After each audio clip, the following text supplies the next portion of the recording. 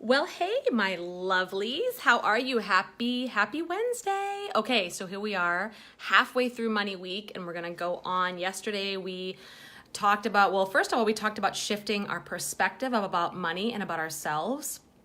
And then yesterday, I gave you some practical tips on how to reprogram your subconscious to start releasing those money blocks. So today, we're going to talk about how do you clear out the crap to make room for money, right? That's pretty much what it is. Because there's a universal law, and I learned this from one of my mentors. There's a universal law that the universe loves a vacuum, meaning when you create space for something, the universe will always fill it with something else. And the key is you want it to be filled with something you desire, something you want. So right now we're talking about money, right? So if you're making room, if you want more money, we need to create some space. Now, y'all might have seen on my personal page, I am watching the TV show, Tidying Up with Marie Kondo, okay? So I think this whole concept is going worldwide. And this is seriously, if you did the money challenge with me, this is day one, or it's actually Manifestation Babes Money Challenge. This is all about it day one, which is clearing out clutter. So you'll be surprised about how much of an effect our physical space has on our manifesting abilities when it comes to money, right? We don't even realize how much that when things are crowding our physical space, when we have an overflow, when we are not keeping things that bring us joy or bring us peace, we're cluttering up our mind, which means we're closing off our connection with divine guidance, which means we're closing off our manifesting abilities. Is it good? I keep hearing about our show. Yes, Nikki, it's really good. I'm only on the second episode and I was like blown away by it. So it's eye-opening and it's, a totally interesting way of looking at things. But this is the same concept, is clearing out the clutter of things that don't bring you joy. Now for the money challenge or for the money mindset, I want you to look at places that you spend a lot of your time. So we're not going to go nuts like cleaning everything. This is not to be overwhelming, like, oh God, shit, I got to clean my whole house. No, this is going to be about the places you spend the most time and the places where you deal with money. So for example, right now I'm sitting at my desk, at my computer. This is where I have my money dates, and I'll go over what that is on another video. But this is where I look at my checking accounts. This is where I'll pay my bills and do all the things. So I make sure that my desk is completely organized, clutter-free, and I have my crystals here. I have an angel statue here, and I sage this place regularly.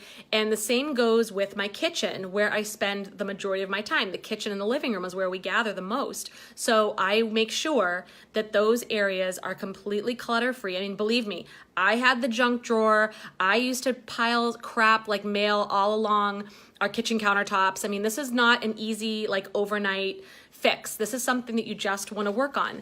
So just getting organized so that you can organize your thoughts, you can feel more centered and grounded, and then be ready to bring in your money manifestation powers, right? So, and this is going to be part one, because tomorrow part two is going to be about another area we need to clear out. So today, just, anything that has to do with money, make sure you're organizing it. So make sure your bills are organized. If you tend to, like me, I used to just toss them in a drawer and forget about them, or toss them on the counter, forget about them, or even worse, I would throw them away. I wouldn't even open them, I just throw them away.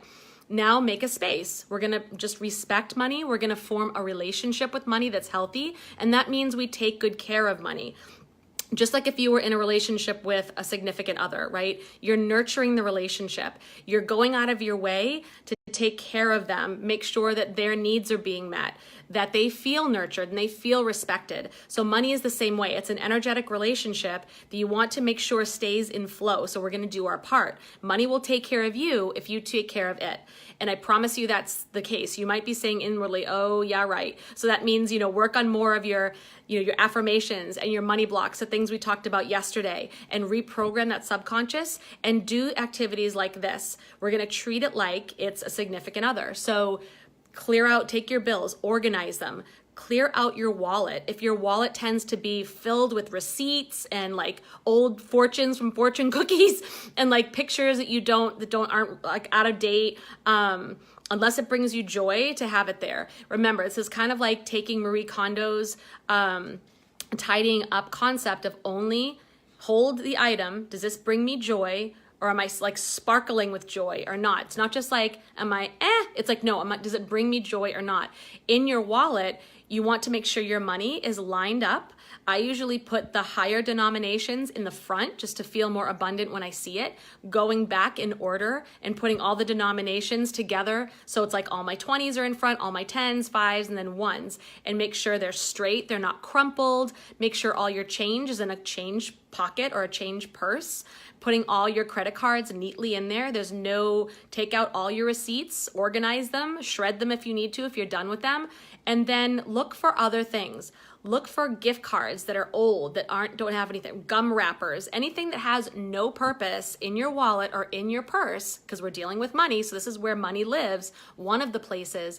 We're gonna clean that up, and then I would give it a sage or a Palo Santo. If you don't have those, you can go on Amazon and order them. It's basically like an herb stick that you light one end with a match or with a flame, and it gives off smoke that really is great to clear out. This is like an ancient practice to clear out negative energy and negative spirits or vibrations or entities or anything like that. So that's what we're gonna do, like sage the place where you work with money.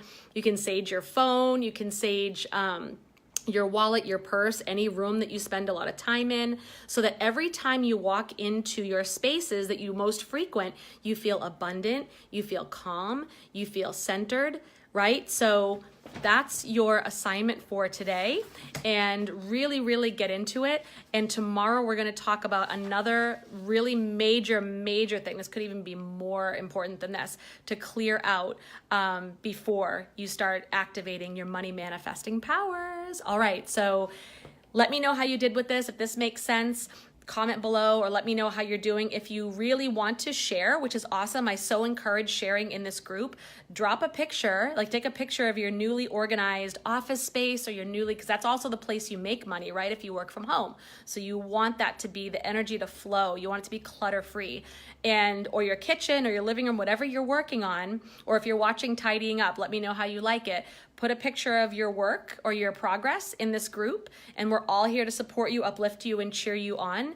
And yeah, and I will talk to you guys tomorrow for part 2. Love you guys.